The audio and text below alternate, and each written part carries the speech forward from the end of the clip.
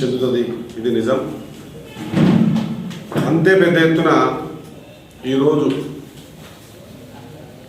ఈ దేశం బునాది చూయించిన బడుగు బలహీన వర్గాలు, తాడింత పీడిత ప్రజలు, అగ్రవర్ణాల పేదలు, శ్రమజీవులు, కార్మిక కర్షక జీవులు, వీళ్ళందరూ కూడా ఎంతైతే భగవంతుణ్ణి స్మరిస్తారో,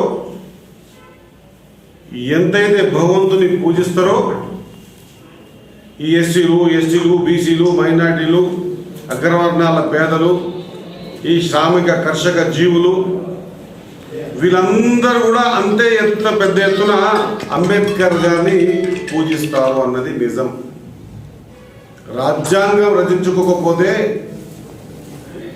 ఆ రాజ్యాంగాన్ని ఈ దేశ ప్రజలు అమలు చేయకపోతే 70 సంవత్సరాల స్వాతంత్రంలో ఆయన అంత 200 సంవత్సరాల తర్వాత కూడా ఏమి కావాలి అని ఆలోచన చేసి రచించిన ఆ గ్రంథాన్ని మనకిచ్చి, ఆ గ్రంథం మన పురాతనలో ఉన్నటువంటి మన మహాభారత రామాయణ గ్రంథాల తర్వాత అవి ఎంత ప్రాముఖ్యత చెందినవో బ్రతకడానికి, అవి సంస్కారం నేర్పినాయి, ఇవి బ్రతకడానికి అవకాశం ఇచ్చినటువంటి గ్రంథాన్ని మనకి ఇచ్చినటువంటి బాబాసాహెబ్ అంబేద్కర్ గారి గురించి ఈ విధంగా మాట్లాడడం సరైనది కాదు.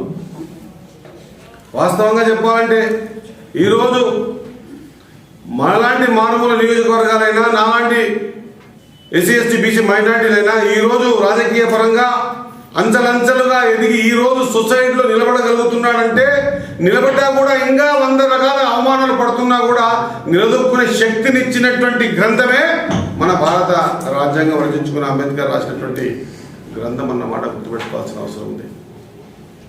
కాబట్టి బరాబర్ భగవంతులు ఎంత ఆరాధ్యంగా పూజిస్తామో బతకడానికి అవకాశం ఇచ్చినటువంటి అంబేద్కర్ రచించిన రాజ్యాంగం పట్ల కూడా అదే గౌరవం ఉందన్నమాట మరొకసారి గుర్తు చేస్తూ, ఈ విధంగా అవమానపడడం కొత్తది కాదు.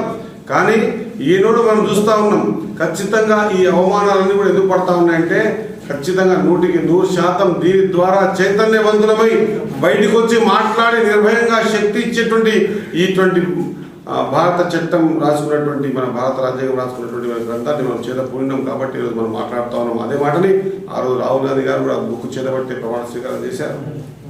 ప్రియాంక గాంధీ గారు కూడా గెలిచిన తర్వాత అదే బుక్ పట్టుకొని చేశారు. ఖచ్చితంగా మనం భారత రాజ్యాంగాన్ని పరిరక్షించుకోవాల్సిన అవసరం ఉంది అని తెలియజేసుకుంటూ, పూర్తి స్థాయిలో ఖచ్చితంగా ఏ రోజైతే మాట్లాడిన మసూడు మేము అసెంబ్లీలో ఉంటే అసెంబ్లీకి అంబేద్కర్ విగ్రహం దగ్గర వెళ్ళి ఆ కార్యక్రమాలు తీసుకున్నాం. ఈరోజు రాష్ట్ర వ్యాప్తంగా, దేశవ్యాప్తంగా ఏఐసిసి పిలిపించిన మేరకు ఈరోజు ప్రతి దగ్గర, ఈరోజు నాకు యాక్చువల్గా నాన్పేట జిల్లా హెడ్ క్వార్టర్లో ఈ కార్యక్రమంలో పోయేది ఉండే, కానీ కొన్ని మన ఎంపీపీ గారు చనిపోయారు కాబట్టి పోలేకపోయాం. ఖచ్చితంగా ఈ కార్యక్రమాలు తీసుకున్నాం కాబట్టి మా పత్రికా సోదరుల ద్వారా ఈ కార్యక్రమాన్ని ఈ విధంగా కించపరిచే విధానాన్ని పూర్తిగా ఖండిస్తున్నాం. మొత్తం నియోజకవర్గ ప్రజల తరఫున, కాంగ్రెస్ పార్టీ కంటే ముఖ్యంగా ప్రజల తరఫున ఖండిస్తున్నాం. ఎస్సీ ఎస్టీ బీసీ మైనార్టీ అగ్రవర్ణాల్లో ఉన్నటువంటి పేదల తరఫున లేదా కార్మిక కర్షకుల తరఫున ఏ రాజ్యాంగం ద్వారా, ఏ రాజ్యాంగ నిర్మాత అయిన బాబాసాహెబ్ అంబేద్కర్ గారు రచించినటువంటి రాజ్యాంగం ద్వారానే ఈరోజు మా బతుకులు బాగుపడ్డాయన్న మాట, ఇది అక్షర సత్యం అన్న మాట మనం ఒక్కసారి తెలియజేస్తా ఉన్నా. కాబట్టి దీని పట్ల ఆయన ఈ వర్డ్స్ విత్డ్రా చేసుకోవాలా, ఖచ్చితంగా దీనికి అపాలజీ చెప్పాల్సిన అవసరం ఉంది అని తెలియజేసుకుంటూ, ఖచ్చితంగా భారత రాజ్యాంగాన్ని పరిరక్షించుకునే విధానం ఏర్పడ్డప్పుడు మొదటి స్థానంలో కాంగ్రెస్ పార్టీ ఉంటుందన్నమాట మరొకసారి గుర్తు చేస్తూ, ఖచ్చితంగా మరి ఇలాంటి రాజ్యాంగాన్ని రచించి ఈరోజు ప్రపంచ దేశాలని కూడా చూసే విధంగా ఆ రాజ్యాంగం రచించబడి ఉన్నది.